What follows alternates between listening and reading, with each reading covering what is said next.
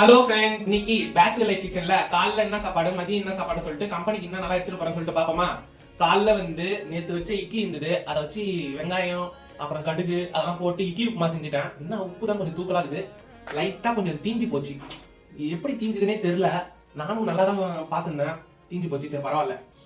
மதியத்துக்கு சுட சுட சுட சாதம், உருளைக்கிழங்கு மசால் ஏதோ ஒன்று போட்டு செஞ்சுட்டேன். ஆனா என்ன மிளகாத்தூளோட பிளேவர் கொஞ்சம் அதிகமா இருக்குது.